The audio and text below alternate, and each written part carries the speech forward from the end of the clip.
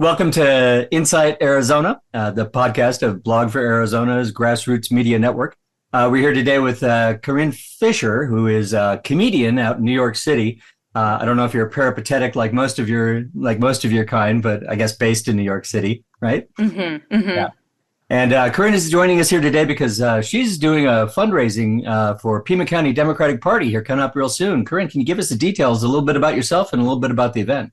Yeah, hi, I'm Corinne Fisher. I am a stand-up comedian, as you said, but I also ran for mayor of New York City in 2025. So Mhm.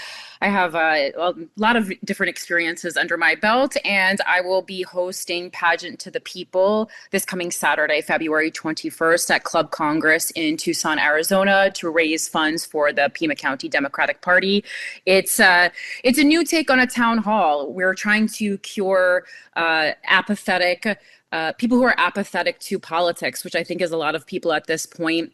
People feel hopeless. People feel like their vote doesn't matter. People feel like they aren't being heard. So this is an opportunity for a fundraiser that's, number one, fiscally accessible. I think a lot of fundraisers start at like $250 a plate, and you shouldn't have to pay that much to be involved in the democratic process. And we are going to be sitting down with the mayor of Tucson and two Tucson city council members. I'll be conducting an interview based on, mayoral policy, citywide policy. And then we're going to have regular town hall style question and answer. So the constituents, the people who are attending the show, can come and ask their own questions directly to the mayor and city council members. And then afterwards, the mayor and the two city council members will be performing a talent, like America's Got Talent. I've learned that if we entertain people and give them a reason to come and spend their money, they're more likely to get engaged in the political process. People need to be having fun, especially in dark times. Silliness and lightness really complement the times that we're living in really well, which is why comedians kind of prosper in dark times. So I was trying to just, take the information I have from being an entertainer for so long, and then take the information I learned from running for mayor, combine those two, and create unique civic engagement, basically. So we'll see. We'll see how it goes. Tucson's going to be the testing ground. I'm really glad you're doing this, Corinne. It is very much needed because right now there isn't a lot of stuff that people can do except just wait to vote in November, really. And having these fun opportunities. Are you going to be like roasting the mayor and different candidates? Oh, yes, I would love to.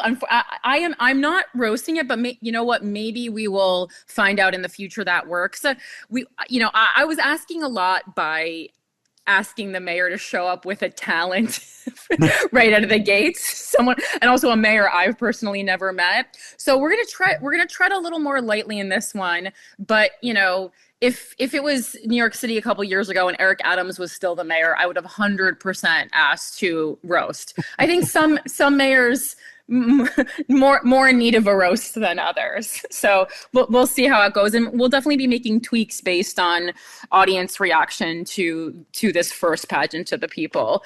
But yeah, I think you're right. I think voting is the bare minimum.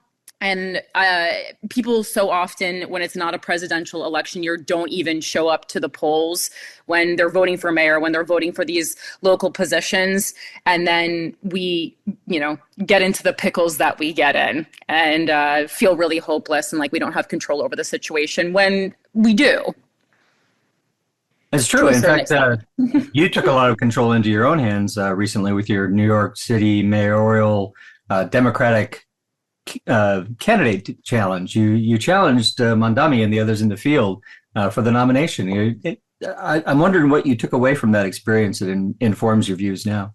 Sure. I mean, when I started, when I signed up to run, Zoran Mamdani was, I don't want to say no one feels rude, but he was just a guy that, a couple people had heard of. He wasn't well known. He wasn't the Zoran Mamdani we know today. So I like to think of it, rather than we were challenging each other, we were all challenging Eric Adams because we were so fed up. He was doing such a bad job. Most people didn't even know who the mayor was at all. Until things got so out of hand that we're like, we're going to Google who the mayor is. I mean, I knew who the mayor was, but you would ask people and they had no idea who this guy was because he was out nightclubbing.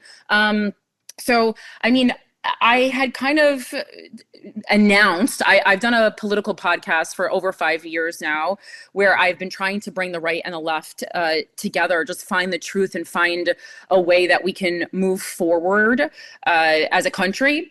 But I vowed that if Donald Trump won the presidency for a second term, that I would be running for some sort of public office. And when he won, I said, well, I guess I have to make good on my promise because I'm not a person of empty promises. And I looked at the roles that I was eligible to run for. And I know it sounds crazy, but mayor seemed like the best bet. Like the Congress people in my area who I would have to challenge, they were doing relatively good jobs, had a lot of money. Eric Adams was blatantly doing a bad job. And the thing about the mayor of New York City, number one, New York City in particular, we're really open to kind of quirky choices for mayor, unorthodox choices.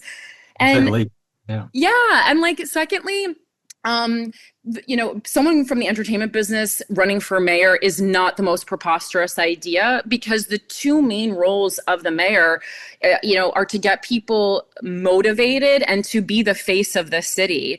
So when you look at what Zoran is doing, he has a team of over 17,000 people who are all working in their areas of knowledge, whereas he's out on the streets and he's doing press conferences and he's making videos and he's kind of continuously campaigning. And I think that is, the approach that his team is going to take for the next 4 years, constantly campaigning to show that there is someone working for the people. So that would have been a great job for me. But he's doing a great job, so no shade. I'm glad that he won and it wasn't Andrew Cuomo again. Yeah, quite a bit to say about him. I just wanted to give a quick plug. Your podcast that you're referring to is Without a Country, is that right? Mm-hmm. Yeah, that's my political podcast. Absolutely. Yeah. Are you still doing Guys We Fucked? I am. Oh, I didn't know if you could curse. Yes, I am. That's yes, I've been doing that for this will be our 13th year that we're in right now. So that's about sexuality, feminism, mental health, that kind of thing is what we talk about on GWF. Sorry. It's very important that we have people like you and Mamdani running, because in the Democratic establishment, there's very much this idea of being a bureaucrat first. Yeah. When really a politician should be more of an actor than a bureaucrat. They should hire bureaucrats, of course, but they need to be out there campaigning, getting the message out of what they're trying to do. And that requires acting skills or comedy skills of some sort. Yeah, I'm glad you agree, because, first of all, sometimes, when Zoran Mamdani started getting bigger, people were like, well, why don't you just drop out and support him? And that actually, that was not everyone. I had plenty of supporters, but that made me sad that was the reaction, that we are so used to having no good choices that the thought of having two good choices, two progressive choices, made people concerned. Like I was eating up his votes, when in reality, we should have been being like, look how many people are young and have good ideas for the city that are true progressive ideas, not diet Republican ideas. And it was, and also, we have ranked choice voting in New York for our primaries. So, they could have easily ranked Zoran 1 if they wanted, and me number 2. And it should have been no problem.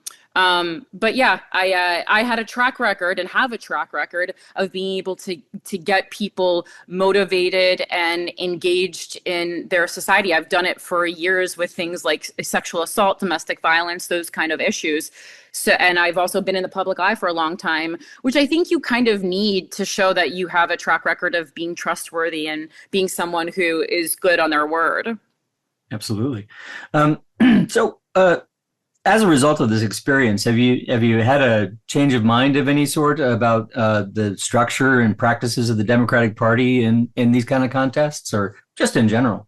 Well, I mean, one of the main things that I wanted to look into running for mayor is, first of all, liberals and the left in general had always been saying, if we want to change society, we got to go out and run for something. So I was like, all right, I'm going to run for mayor. And then people were like, well, we didn't mean that. So we got to be more specific in our language. And when we're saying things to people who share our viewpoints, when they go out and finally do the things, like, are we going to support them or are we going to nitpick? I think there's a lot of nitpicking on the left that is keeping us behind and kind of making us unpalatable if other people want to join who maybe feel politically homeless.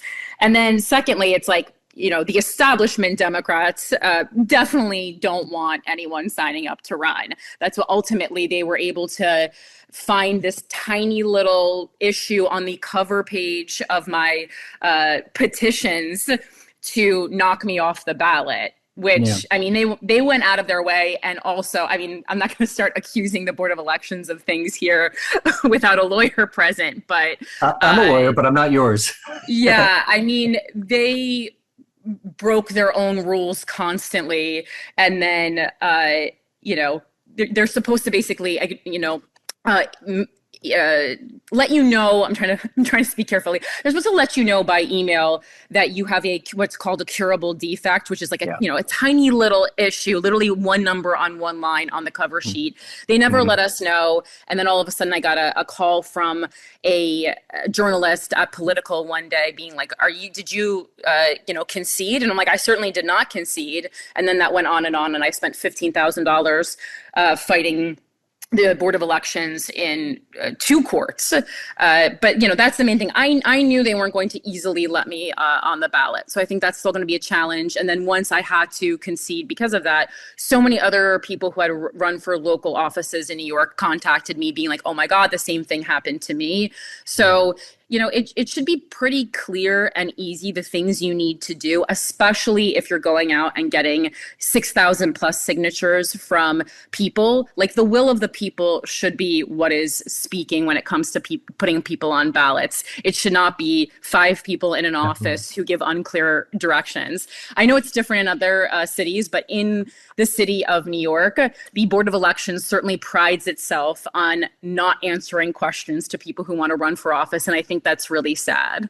My God. So you had like 6,000 signatures. That was enough to qualify you for the ballot, but you had some sort of technical or clerical error. It was almost double. I mean, we went out and we were spending time and many other people running for mayor just write a huge check and hire teams. Mine were my actual volunteers and staff employees out, in parks on the street in New York, getting signatures from constituents. And so we really earned that right to be on the ballot, and that was taken away from us. But I mean, this is not a woe is me story. This is a story to be like, don't let the man keep you down, and they're going to try. And I knew they were. It's fine. I mean, it's not fine, but we'll rally on. Yeah, we've definitely had situations like that here in Tucson. People definitely do get challenged. I'm sure that's going to come up even in the Democratic primary out here. Yeah. Specifically for the ACC race, I could see shenanigans happening with that. Mm-hmm. Usually it's other candidates who you would expect to challenge you. I was fully expecting other candidates to challenge me. I wasn't expecting the Board of Elections to go out of their way to knock me off the ballot. I think that was the surprising part of it. So tell me, why did you choose Pima County to be the testing ground for your new comedy show? Because the Pima County Democrats reached out to me at a very serendipitous time after I conceded. And, I finished working to make sure that Andrew Cuomo did not win those primaries. So I continued working even after I conceded. But then I wanted to make sure that all the time and money I spent on my campaign was not put to waste for myself and for all my supporters. And so I had been thinking of doing something like Pageant to the People. And then the Pima County Democratic Party just reached out. It was like kismet. And I pitched them this idea when they said they wanted to do a fundraiser. And we kind of crafted it together, me and Alex Kack over at the Pima County Democrats. And, basically go where you're wanted when you're starting something. And Pima County wanted me, so I will be going there. I believe Alex's girlfriend listens to one or both of my podcasts, and I guess he was looking for a host for this fundraiser, and she thought I would be the perfect fit. So that's how it all started. Yeah. Excellent. So I just wanted to see if did you actually get any of your positions kind of adopted into what Mamdani is wanting to do as a result of your campaign? I mean, he didn't, his team didn't officially reach out and ask, but there are definitely policies, especially ones in the arts, that are things that I did not hear from his campaign that I heard that were things that were on my website as far as policy and platform. Basically accessibility to the arts. A lot of people who live here in this, arts center of the country, this arts capital of the country, are not able to afford to go see shows or concerts.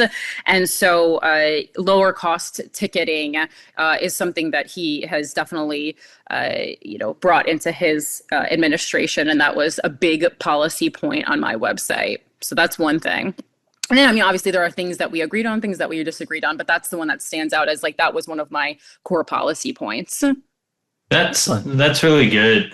We definitely need more cultural focus in democratic issues, not just the social issues. When I talk about culture, I'm talking about arts. I'm talking about, like you just said, concerts and all that. We need people to be able to afford to go there and participate in American culture. It shouldn't just be gatekept to the wealthy. Yeah, absolutely. And, a lot of artists have had to leave New York City recently because the cost of living is just too high. And you see it, there's, obviously the West Village where the Comedy Cellar is a big iconic hub of stand-up comedy, so that's my art form. And even over the 22 or so years that I've lived in New York City, you've seen it go from kind of underground, independently owned businesses full of music and comedy every night to comedy clubs having to shut down, music venues having to shut down. And now it's like a Carvel and an Auntie Anne's, which I love if I'm at the mall in New Jersey, not if I'm at the West Village in New York. You just don't see it. New York City in a lot of ways is beginning to look like a strip mall, and it's really devastating. Like right now, a Sephora is opening in St. Mark's, and that is talk of the town, and not in a good way. Well, let's hope you can spread the message of localism and local community and local art community through your work.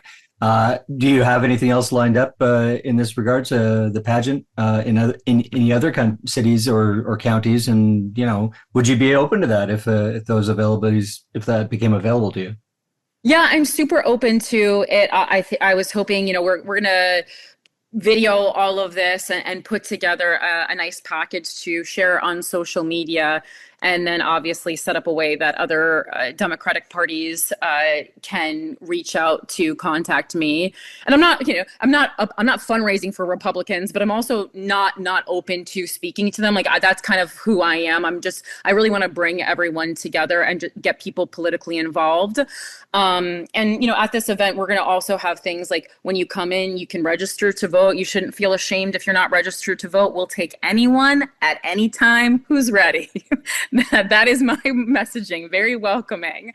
And also, if people are interested in running for local office, the Pima County Democratic Party offers support for that. I think a lot of people don't realize that there is support if they want to run for office, and that similar to the entertainment business, candidates can be developed if they think that you have what it takes to be a good candidate. So, we're trying to get people to run for office. Before I ran for office, I was desperately trying to find specifically a young woman who wanted to run, and I was going to lend her my platform and, a lot of money to do that. But no one stepped up to the plate. So I said, guess I'm doing it myself. Positive experience, though. Really one of the most enriching experiences of my life, that's for sure. I think that's a very an unusually common way for Democratic politicians to end up in politics is, finding nobody else to do it. They say, okay, I guess I got to do it. Yeah, it's big sister energy. I'm the big sister, and you go, I guess I'll do it myself. Mm-hmm. But it was great. Yeah, it's I just feel like I know so much more, and I think people are very interested in national politics because it's clickbaity, it's water cooler conversation. But if you want to be active in a place where your individual voice is really going to have power, I highly recommend getting interested in municipal politics. I also like to tell people, hey, if you like Real Housewives, you're going to love local politics. There's a lot of drama. I never laugh harder than when I'm reading local articles. True. All right. Yeah, you have anything you want to ask to wrap up, Andrew?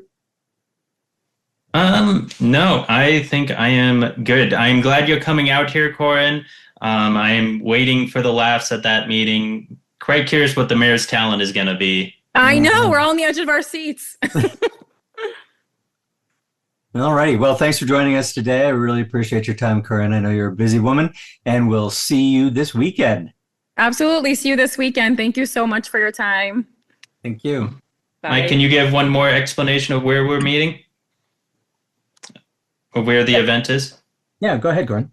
Oh, sure. It's at a Club Congress. Doors open at 6 p.m. this coming Saturday, February 21st, and there's several tiers of tickets available, including a bundle if you buy 2 tickets. But yeah, get those tickets now. All proceeds go to the Pima County Democratic Party. Yeah, you can get those tickets by going to pdcp.org. Oh, no, that's not right. PimaDems. Yes, PimaDems.org. There we go. An old man with a computer. Yeah. All right. Thank you, Corinne. Thank you, Michael. All right. Thank you. Have a good night. Take care. You too.